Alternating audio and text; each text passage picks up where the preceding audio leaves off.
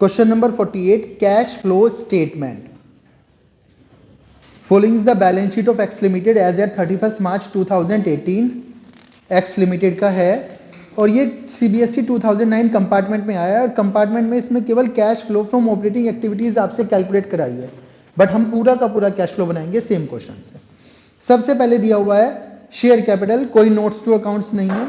Last year जो share capital थी 2017 में 17 लाख की थी और 2018 में वो 19 लाख की हो गई. 2 लाख इंक्रीज हो गई, तो इनफ्लो हुआ आउटफ्लो हुआ कैश का? इनफ्लो, पैसे आए. Issue of share capital financing activities 2 lakh. Issue of shares, और यदि दिखाना भी आपको तो यहां पे दिखा सकते हैं 19 लाख माइनस 17 लाख. अब 19 लाख की होगी, पहले 17 लाख की थी, तो कितने परसेंट इंक्रीज हो गया है? 2 लाख रुपीस का इंक्रीज हो गया है. फिर रिजर्व एंड सरप्लस में नोट नंबर 1 दिया हुआ है. नोट में पहुंचिए सीधा और वहां पे बताया हुआ है केवल प्रॉफिट है, only profit. Profit last year 3 lakh का था और इस बार 6 लाख का.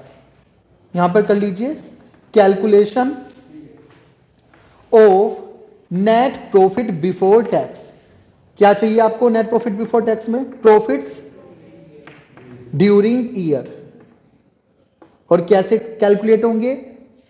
6 लाख के प्रॉफिट हो गए अब और लास्ट ईयर 3 लाख के थे, तो आपने पूरे फुल ईयर में कितने का प्रॉफिट लिया? 3 लाख का प्रॉफिट अर्न किया. ये बाद में हम ट्रांसफर करेंगे. ये कंप्लीट. इसके बाद non current liabilities long term borrowings, उसमें भी नोट नंबर 2 दिया हुआ है. नोट नंबर 2 में पहुंचिए, वहां बताया हुआ लॉन्ग टर्म लोन लिया है आपने. लास्ट ईयर 4 लाख का था और इस बार कितने का हो गया? 5 लाख का. तो इनफ्लो या आउटफ्लो? इनफ्लो, पैसे आए. फाइनेंसिंग एक्टिविटी में आता है, आपको पता है proceeds from long term loan 5 lakh हो गया है ये, और लास्ट ईयर 4 लाख था, तो आपने लोन लिया है 1 लाख का प्लस में.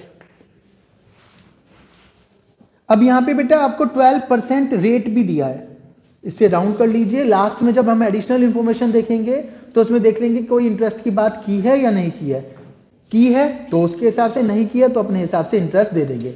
जहां भी डिबेंचर्स लोन इन्वेस्टमेंट के साथ परसेंटेज रेट दिया हो उसे कंसीडर करना है इंटरेस्ट के लिए जरूर. चलिए, फिर इसके बाद लॉन्ग टर्म बोरिंग खत्म हो गई. करंट लायबिलिटीज में आई पहली चीज शॉर्ट टर्म बोरिंग्स. आपको बताया गया था कि शॉर्ट टर्म बोरिंग्स जो भी हैं उनका नोट देख लीजिए. वैसे तो शॉर्ट टर्म बोरिंग्स जितनी भी हैं आप उन्हें फाइनेंसिंग एक्टिविटी मान के चलेंगे. क्या मान के चलेंगे? Financing. Bank overdraft cash credit होता है उसमें. नोट नंबर भी दिया गया है, नोट नंबर 3. नोट में पहुंचिए और वहां पे साफ साफ लिखा है क्या है? Bank overdraft. क्या है? Bank overdraft. लास्ट ईयर 1,75,000 का था बैंक ओवरड्राफ्ट, इस साल 1,70,000 का हो गया, तो आउटफ्लो हो गया. मतलब कि पेमेंट कर दी आपने किसकी? बैंक ओवरड्राफ्ट की. Financing activity, payment of bank overdraft 1,70,000 हो गया अभी. लास्ट ईयर 1,75,000 का था, तो 5,000 माइनस के पेमेंट आउटफ्लो ऑफ कैश हो गया. नोट नंबर 3 पूरा हुआ. फिर शॉर्ट टर्म प्रोविजन दिया हुआ है और उसके लिए नोट नंबर 4 दिया हुआ है. नोट नंबर 4 में पहुंचिए. नोट नंबर 4 में शॉर्ट टर्म प्रोविजन बताया इसने प्रोविजन फॉर टैक्स. जैसे ही प्रोविजन फॉर टैक्स की बात आती है, हमने लास्ट क्लास में भी इस बात को डिस्कस किया था, आपको एडिशनल इंफॉर्मेशन में देखना है कहीं कोई टैक्स की बात नहीं की है. एडिशनल इंफॉर्मेशन देखिए, कोई टैक्स की बात नहीं की है. यहां पर भी यदि टैक्स की बात की है तो हम प्रोविजन फॉर टैक्स का लेजर बनाएंगे. ठीक है. अब जैसे इस क्वेश्चन में कुछ नहीं दिया तो लेजर बनाने की आवश्यकता नहीं है, बट कुछ भी दिया होता तो लेजर बनता. अब प्रोविजन फॉर टैक्स में लास्ट ईयर का था 1,65,000. इसका मतलब जो लास्ट ईयर प्रोविजन बनाया था तो वो हमने इस ईयर में क्या कर दिया होगा? पे कर दिया होगा. तो यहां पर 1,65,000 ऑपरेटिंग में सबसे नीचे आप क्या कर देंगे? Tax paid. करंट ईयर का प्रोविजन जो बनाया आपने 2 लाख बनाया है, इसे बनाते समय आपने प्रॉफिट्स को क्या कर दिया होगा? माइनस कर दिया होगा. तो अब वापस एनपीबीटी निकालने के लिए उसे प्रोविजन फॉर टैक्स को आप प्लस कर लें. प्लस प्रोविजन फॉर टैक्स और ध्यान रखिएगा करंट ईयर का प्रोविजन ही इसमें ऐड होगा। करंट ईयर का प्रोविजन कितना है? 2 लाख। इसके बाद नोट नंबर 4 पूरा हो गया। आगे चलते हैं। हमारी लायबिलिटीज खत्म हो गई। एसेट्स में non current assets, fix assets, tangible assets दी हुई है और 5 नंबर का नोट दिया गया है। नोट में पहुंचिए। नोट में बताया गया मशीनरी है और उसके साथ एक्यूमुलेटेड डेप्रिसिएशन भी है। यदि केवल इतनी इंफॉर्मेशन है, नीचे एडिशनल इंफॉर्मेशन नहीं है, तो लेजर बनाने की जरूरत नहीं है। गिवन क्वेश्चन में पढ़ते हैं, एडिशनल इंफॉर्मेशन दी हुई है मशीनरी के लिए, तो हमें लेजर बनाने पड़ेंगे। आइए 2 लेजर बना लेते हैं हम। मशीनरी और एक्यूमुलेटेड डेप्रिसिएशन अकाउंट। बहुत सिंपल है। मशीनरी असेट है और एक्यूमुलेटेड डेप्रिसिएशन क्या है? लायबिलिटी है। मशीनरी दी हुई है लास्ट ईयर 20 लाख की, टू बैलेंस बीडी 20 लाख, और करंट ईयर में जो बैलेंस बचा है by balance CD 26 lakh. Accumulated depreciation last year थी 1 लाख की, बाय बैलेंस बीडी 1 लाख। और बेटा करंट ईयर में जो बैलेंस बचा है टू बैलेंस सीडी 2 लाख। ठीक है। अब इसके बाद आपको एडजस्टमेंट्स एडिशनल इंफॉर्मेशन में पढ़नी है। बोला है during the year a piece of machinery costing 80,000 on which accumulated depreciation was 40,000। 80,000 की जो आपने मशीनरी परचेज करी थी, उसका जो डेप्रिसिएशन आज तक हुआ 40,000, वो आपने बेच दी 10,000 के गेन पर। किस पर? 10,000 के गेन पर। तो गेन कहां आएगा? डेबिट या क्रेडिट? डेबिट या credit? Debit to statement of profit loss या प्रॉफिट लॉस अकाउंट, 10,000 का गेन हो गया। अब हिसाब लगाइए, 80,000 की मशीनरी, 40,000 का एक्यूमुलेटेड डेप लग चुका, टू मशीनरी अकाउंट 40,000। जितना भी मशीन का एक्यूमुलेटेड डेप हुआ है जो आप सेल कर रहे हैं, वो एक्यूमुलेटेड डेप से निकलकर डेप्रिसिएशन कहां पहुंच जाएगा? मशीनरी अकाउंट में पहुंच जाएगा by accumulated depreciation account 40,000। Write off कर दिया हमने इस मशीन को टोटल मशीन में से। ठीक है। तो एक्यूमुलेटेड डेप से वो डेप निकलकर कहां पहुंच जाएगा? मशीनरी अकाउंट में। अब फिर दोबारा से हिसाब लगे, 80,000 की मशीनरी, उस पर 40,000 का डेप लग गया, तो कॉस्ट कितनी बच चुकी है? 40,000 बच चुकी है। तो 40,000 वाली मशीनरी को आपने 10,000 के गेन पर सेल कर दिया, तो कितने पे सेल कर दिया आपने? 50,000 बाय कैश 50,000। बस इतनी सी इंफॉर्मेशन दी थी। बैलेंस कर लीजिए, 2,40,000, 2,40,000। आपका जो बैलेंस बच गया 140, ये है इस साल की करंट ईयर की डेप्रीशिएशन। ठीक। इधर का बैलेंस कर लीजिए, 26,90,000, 26,90,000, और 26,90,000 में से आपको 20,10,000 माइनस करने हैं, 6,80,000। ये क्या आ गया? To cash. ठीक है। अब यहां से ट्रांसफर कैसे करना है? देखिए मैं फिर दोबारा से बता देता हूं। बैलेंस कहीं भी ट्रांसफर नहीं होगा। जो मशीन सेल हुई है और आपने एक्यूमुलेटेड डेप्रिसिएशन मशीनरी अकाउंट में भेजा है, वो भी कहीं भी ट्रांसफर नहीं होगा। ठीक। यहां पर भी बैलेंस कहीं भी ट्रांसफर नहीं होगा। बाकी चीजों को देख लीजिए। आइए पहले एक्यूमुलेटेड डेप में आ जाइए। इस साल का टोटल डेप कितना है? 140। कहां जाएगा? Operating, non cash. ऑपरेटिंग में नॉन कैश की तरह प्लस हो जाएगा। Depreciation on machinery 1,40,000। ठीक है।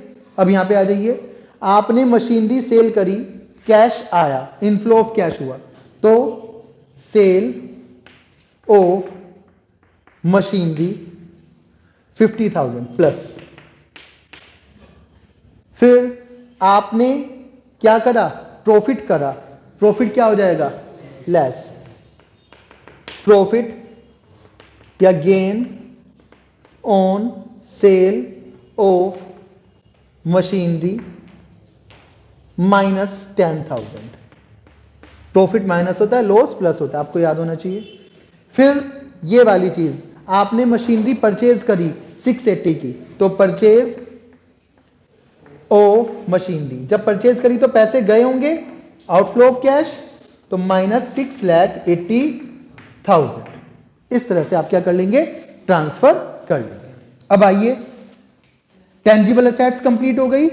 इनटेंजिबल एसेट्स नोट नंबर 6 दिया हुआ है और 6 में बताया हुआ है गुडविल है। ये लास्ट ईयर 3 लाख की थी, इस बार 2 लाख की हो गई, कम हो गई, तो अमोर्टाइजेशन ऑफ गुडविल क्या हो गया, अमोर्टाइजेशन। प्लस कर देंगे डेप्रिसिएशन की तरह, अमोर्टाइजेशन 1 लाख का। ओके फिर इसके बाद क्या दिया गया है, नॉन करंट इन्वेस्टमेंट्स, कोई नोट नहीं है। लास्ट ईयर 2 लाख की थी, इस बार 3 लाख की हो गई। आपने जब इन्वेस्टमेंट परचेज करी तो इनफ्लो हुआ, आउटफ्लो, आउटफ्लो हुआ, पैसा गया, इन्वेस्टिंग एक्टिविटीज में आ जाएगा। परचेज ऑफ इन्वेस्टमेंट कितना, 1 lakh. Purchase of non current investment, और पैसा गया आपके पास से, कैश गोज आउट, तो माइनस हो जाएगा कैश फ्लो। ओके फिर इसके बाद करंट एसेट्स में करंट इन्वेस्टमेंट दी हुई है।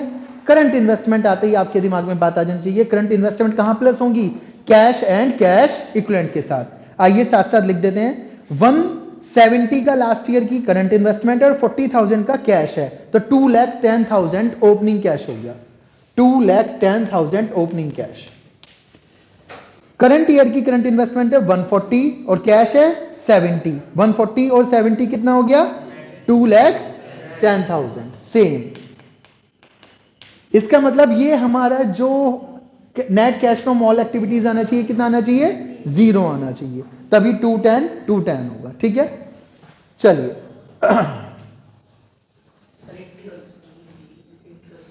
अभी देखेंगे। अभी इसके बाद इन्वेंट्रीज, इन्वेंट्रीज करंट एसेट्स में बच गई हैं। लास्ट ईयर 130 की थी, इस बार 260 की हो गई। Increase in current asset, increase in current asset क्या हो जाएगा, माइनस कितना, 1,30,000 माइनस कर दीजिए। ठीक है, नोट्स हो गए आपके सारे। अब एडिशनल इंफॉर्मेशन में आइए। एडिशनल इंफॉर्मेशन में first point, ₹1 lakh 12% debentures were issued on 1 अप्रैल 2017। अब ये कहां है बेटा, ये थे हमारे लॉन्ग टर्म लोन। ये क्या था हमारा, लॉन्ग टर्म लोन। तो long term loan last year 4 lakh का था, इस बार 5 लाख का हो गया। उन्होंने बताया जो 1 लाख का एक्स्ट्रा वाला भी इशू करा, वो भी 1 अप्रैल 17 को इशू कर दिया। तो जो हमारा इंटरेस्ट बनेगा वो टोटल 5 लाख पे बनेगा। कितने पे बनेगा, 5 लाख पे। 12% इंटरेस्ट रेट है, 5 लाख का 12% कितना हो गया, 60,000। कितना हो गया, interest on long term loan या डिबेंचर्स 60,000 जब आप पे करेंगे तो माइनस, और यही 60,000 यहां पर क्या हो जाएंगे, प्लस। ठीक है, ऐड लिख देता हूं मैं यहां पर, interest on long term loan 60,000 plus. Okay, अब कोई चीज नहीं बची है। सेकंड एडजस्टमेंट आप ऑलरेडी कर चुके हैं। चलिए बैलेंस कर लीजिए। एनपीबीटी कितना हो गया, 5 लाख। एनपीबीटी को ट्रांसफर कर दीजिए ऊपर, 5 लाख। पोज कर लो। टोटल करने के बाद कैश फ्रॉम ऑपरेटिंग एक्टिविटी हमारा कितना आया, कैश फ्रॉम ऑपरेटिंग एक्टिविटी आया 4,95,000। इन्वेस्टिंग एक्टिविटी हमारा -730, तो बोलेंगे cash used in investing activity 730। Cash from financing activity 2,35,000। और जब हम तीनों एक्टिविटीज का टोटल करेंगे 495 -730 प्लस 235, तो net cash from all activities आ गया हमारा 0। और जब 0 में 210 प्लस करेंगे तो क्लोजिंग कैश आ गया। आंसर भी हमारा मैच हो गया।